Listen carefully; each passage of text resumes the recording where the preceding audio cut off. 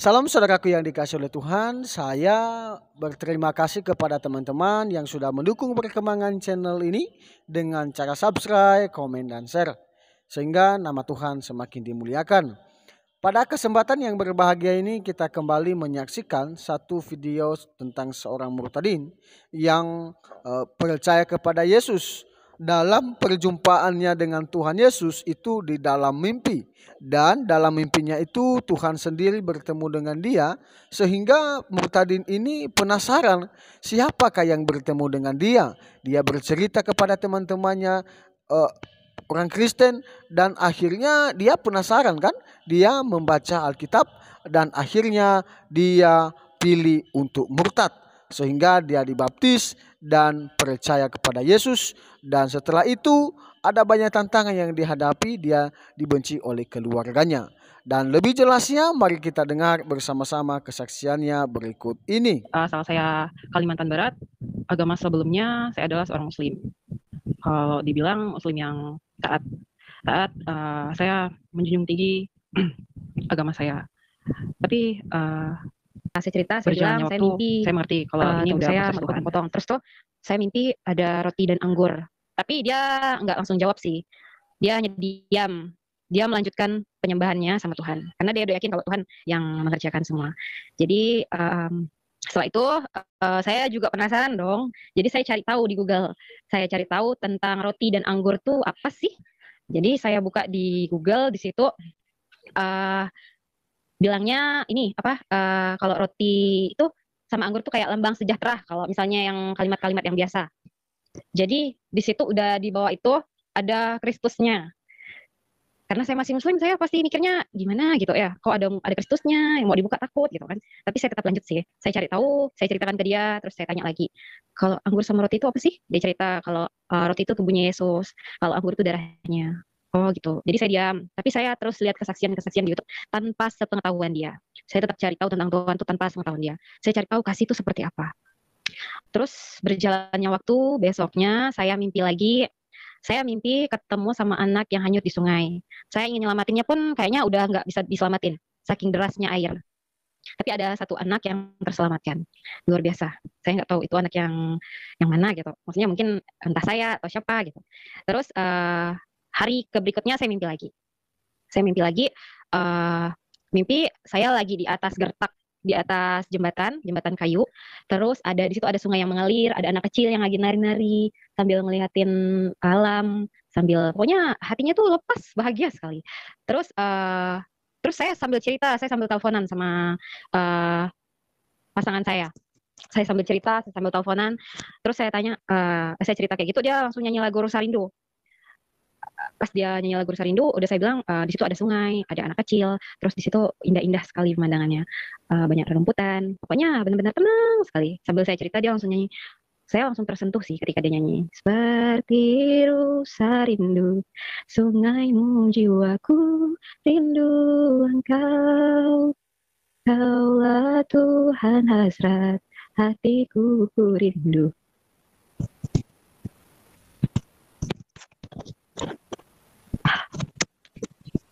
Jadi di situ saya langsung tanya, Tuhan rindu kah sama saya? Karena saya tahu ketika saya sholat, saya berserah sama yang namanya Allah. Tapi perasaan itu masih ada yang kurang. Terus saya tanya, Tuhan rindu kah sama saya? Saya bilang kayak gitu. Jadi setelah itu saya tetap cari tentang yang namanya Tuhan. Saya udah bergumul, udah bingung mau ngapa, sampai sholat pun udah saya tinggal. Tapi si dia, pasangan saya yang sekarang, dia bilang, sholatlah, duduklah, sholat, minta sama Allah, kasih jalan yang terbaik. Terus saya berduduk, saya sholat, saya bilang, ya Allah, Indah sendiri nggak tahu ini perasaan yang kayak gimana. Indah bingung. Indah harus kayak gimana ke depannya. Tapi apa ya, Tuhan tuh udah mulai mengisi hati Indah. Jadi Indah mulai meninggalkan seperti sholat. Indah ngerasa Indah udah mulai mencari pribadi Tuhan tuh seperti apa. Terus Indah sholat, Indah bilang, ya Allah Indah nggak tahu nih, ada setengah jam lah Indah sholat. Ya Allah Indah nggak tahu nih, Indah mau kayak gimana ke depannya. Indah harus kayak gimana. Eh, Indah pengen tahu, Indah bilang, Indah pengen tahu Tuhan Yesus itu siapa, Indah bilang kayak gitu kan. Indah pengen tahu Isa Al-Masih itu siapa, Indah bilang kayak gitu. Firman tuh kayak gimana, siapa dia, Indah bilang. Jadi berjalannya waktu, setelah itu habis Indah sholat, Indah buka Al-Quran, Indah ngaji, terus sambil buka di YouTube tentang kesaksian Murtadin. Murtadin yang dia mempunyai pesantren, dia juga anak kiai, tapi Murtadin itu dia udah meninggal, saya lupa siapa namanya. Terus dia cerita, terus disuruh buka surah-surah yang berkaitan tentang Isa Al-Masih, tentang firman. Saya cari tahu tentang firman, saya ngaji, saya baca artinya. Terus dapatlah satu ayat yang menurut saya Tuhan ingin menunjukkan sesuatu. Ketika saya dapat ayat surat Al-Imran 45 itu kayak menceritakan kalau Isa Al-Masih itu derajatnya juga sama seperti Allah sendiri. Jadi saya ngerasa siapa firman ini, siapa, saya cari tahu terus yang namanya firman. Saya ngaji, saya coba, kalau dibilang saya ngaji yang hafal semua enggak. Saya juga masih belajar. Saya mencoba taat kepada agama saya yang sebelumnya. Jadi saya pelajari, saya cari tahu. Ketika saya udah dapat yang surah Al-Imran ayat 45, saya baca, di situ ada kalimat-kalimat yang buat saya langsung, tangan saya, hati saya, semuanya langsung apa ya, langsung kayak udah tersentak gitu. Rasanya cinta saya tuh kayak apa ya, Tuhan sendiri tuh udah mau datang buat saya gitu. Saya ngerasa kok nabi yang saya junjung-junjung tinggi, kok nabi ini nggak pernah kelihatan gitu, maksudnya nggak pernah nampak gitu, padahal mukjizatnya luar biasa gitu. Tapi saya cari tahu tentang Isa Al-Masih ini seperti apa, karakternya kayak gimana. Terus mulai saya cari tahu tentang di Kristen seperti apa dia. Nah, puji Tuhannya, ketika saya udah mencari tahu semua tentang Isa Al-Masih, bulan September, saya memutuskan untuk terima Tuhan.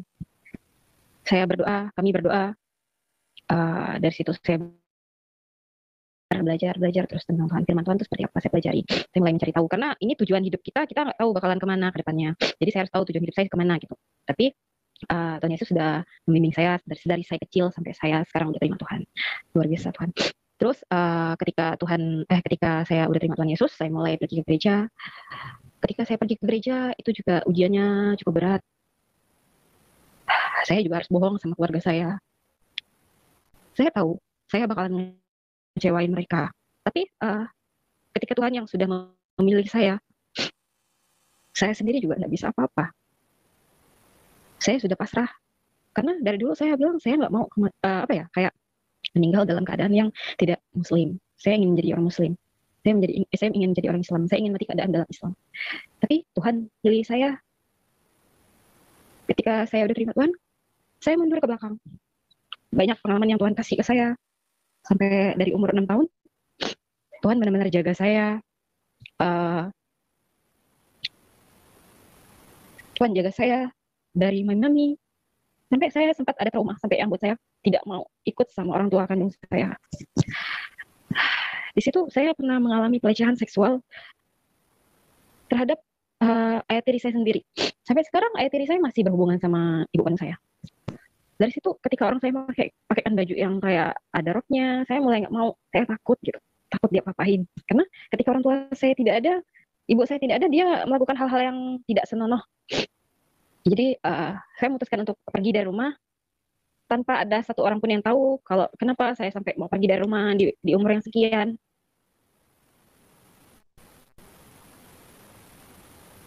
Sampailah saya dewasa. Semua orang tahu karakter saya periang, saya ceria. Tapi tidak semua orang tahu isi hati saya. Berpuluh-puluh tahun. Gak mudah buat ngilangin trauma masa kecil. Sampai di satu titik, saya bertemu lagi dengan beliau. Ketika saya udah dewasa. Saya merasakan hidup saya hancur. Saya tidak ada apa-apanya lagi.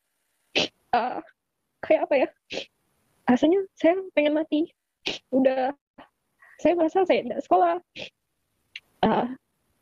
Saya merasa hidup saya lumayan berat.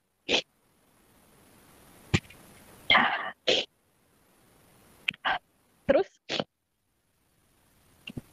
saya tetap fokus, saya tahan diri saya, dan seterusnya saya pendam rasa sakit itu, saya pendam rasa sakit itu. Ada satu momen sampai saya mau ambil pisau, saya yang mau nusuk dia sendiri. Cuman saya pikir, buat apa saya menghabiskan waktu saya buat ngurusin orang seperti itu.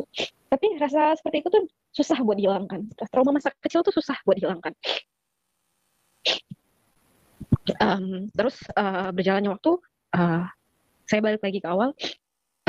Ketika saya udah ketemu sama Tuhan, saya ngobrol sama pasangan saya bilang, aku dari kecil nahan ini, sedang aku cerita sama orang tua aku sendiri, orang tua aku hanya ketawa besoknya. Aku udah minta ampun sama orang tua aku bilang, rasa sakit ini luar biasa, rasa trauma ini luar biasa, sampai ngerasa udah enggak berguna lagi lah buat di ini, bakalan begini terus hidupnya. Tapi dijelasin, kalau di dalam Tuhan tidak ada yang seperti itu, Tuhan tuh kasih. Nah dari situ saya makin dalam pengen kenal yang namanya kasih. Saya udah tahu Tuhan, pengen dalam saya kenal kasih. Oh kasih itu seperti ini, kasih itu begini. Nah ketika saya sudah mengalami yang trauma itu, maaf sebelumnya kalau saya belum ada cerita tentang trauma. Jadi ketika saya terima Tuhan, saya punya trauma. Jadi sebelum saya terima Yesus, saya sudah mengalami trauma dan Tuhan udah pulihin saya, dan saya bisa memaafkan dia, dan saya sampai sekarang pun masih menanyakan kabar dia kepada ibu saya sendiri. Sampai saya bilang, kemana Mak, kemana si ini, kemana Om Adi, kemana ini nih, kemana ini, dia udah makan belum, sampai kayak gitu lah saya tanya. Saya udah mulai peduli lah sama dia. Terus ada satu momen orang tua saya nggak ada, saya datang bawa satu nasi kotak. Orang tua saya lagi pergi, ibu saya lagi pergi, tinggal hanya dia dan saya. Sepanjang jalan saya memuji Tuhan, dan saya nggak tahu kalau di rumah itu ada dia. Terus luar biasanya ketika saya mulai memanggil ibu saya, yang datangnya dia. Terus saya tanya, Om kemana mama saya ini, kayak gitu. Oh dia lagi pergi ini. Terus saya bilang, oh ini titip ini ya, titip ini sama mama, titip makanan ini. Terus saya bilang sekalian. Terus saya tanya, Om udah makan belum? Gitu kan. Itu saya ngerasa ini saya atau bukan gitu. Kok saya udah nanya kayak gitu sama dia. Tapi dari situ saya ngerasa kalau ini udah pekerjaan Tuhan. Tuhan tuh luar biasa sampai bisa ngilangin trauma saya yang dari puluhan tahun saya nyimpan sendiri, dari puluhan tahun saya ngerasain sendiri. Dan sekarang ketika saya udah makin kenal Tuhan, saya udah tahu karakter kasih itu seperti apa. Saya juga udah menerapin kasih itu kayak gimana. Saya makin mau mengenal pribadi kasih itu seperti apa. Dalam kesaksian tadi yang sudah kita saksikan bersama, satu hal yang perlu kita ingat dan perlu pahami bahwa orang yang mengaku bahwa Yesus adalah Tuhan, itu adalah pekerjaan Roh Kudus yang bekerja di dalam hati setiap manusia yang benar-benar mengakui Dia di hadapan Allah. Dan hal ini menarik ya. Setiap orang percaya kepada Yesus itu dia juga mendapatkan jaminan keselamatan. Itulah sebabnya Yesus berkata, akulah jalan dan kebenaran dan hidup. Tidak ada jalan melalui ke Bapa kalau tidak melalui aku. Jadi kalau kita mengaku pada Yesus, udah tentu Yesus juga dia akan mengakui kita di hadapan Allah. Dia mengakui kita bahwa kita sudah percaya pada dia. Kita sudah mengikuti ajarannya dia. Nah itu yang perlu harus kita tekuni sebenarnya, bahwa kita harus bersaksi kepada semua orang tentang kebenaran Injil itu, tentang kebenaran firman Tuhan, sehingga nama Tuhan semakin dimuliakan dan banyak orang yang mendengarkan tentang jalan keselamatan itu. Jadi teman-teman saudaraku yang dikasihi oleh Tuhan, mari terus kita berdoa dan terus bertekun di dalam Tuhan. Karena kalau kita sudah bertekun di dalam Tuhan, maka kita juga harus bersaksi. Itulah sebabnya Yesus berkata kepada para muridnya di dalam Matius 28 ayat 19 dan 20, dan berkata, karena telah diberi kuasa kepadaku di surga dan di bumi, karena itu pergilah dan jadikanlah semua bangsa menjadi pengikut Isa Al-Masih, dan juga ajarlah mereka dan permandikanlah mereka di dalam nama Bapa, Putra dan Roh Kudus. Nah setelah kita sudah percaya pada Yesus, maka kita harus pergi, kita harus bersaksi tentang kebenaran firman Tuhan itu. Karena kita tidak mau juga bukan hanya kita sendiri yang diselamatkan, tetapi keluarga, kawan dan kenalan kita mau juga diselamatkan melalui kita berbicara tentang kesaksian hidup kita bersama Tuhan. Nah, itu sih yang perlu kita lakukan sebagai orang percaya kepada Tuhan Yesus. Memang dalam mengikut Tuhan ada banyak hal tantangan, ada banyak rintangan. Tapi janganlah iman kita goyah. Hanya gara-gara masalah sedikit, iman kita goyah, kita meninggalkan Tuhan. Ya, sekarang ini marilah kita mengoreksi diri kita secara pribadi. Apakah kita sudah dekat dengan Tuhan? Apakah kita menjauh dari Tuhan? Apakah kita sudah bersaksi tentang Dia atau belum? Sekarang ini marilah kita terus mengoreksi diri dan selalu bersekutu dengan Tuhan secara pribadi dengan doa dan melalui firman Tuhan yang kita renungkan dan baca setiap hari. Itu sih tanggapan dari saya. Semoga video ini memberkati kita dan banyak orang yang mendengarkan tentang kebenaran firman Tuhan. Sekian saja tanggapan dari saya. Jangan lupa subscribe, komen, dan share video ini. Sampai jumpa di video berikutnya. Bye-bye.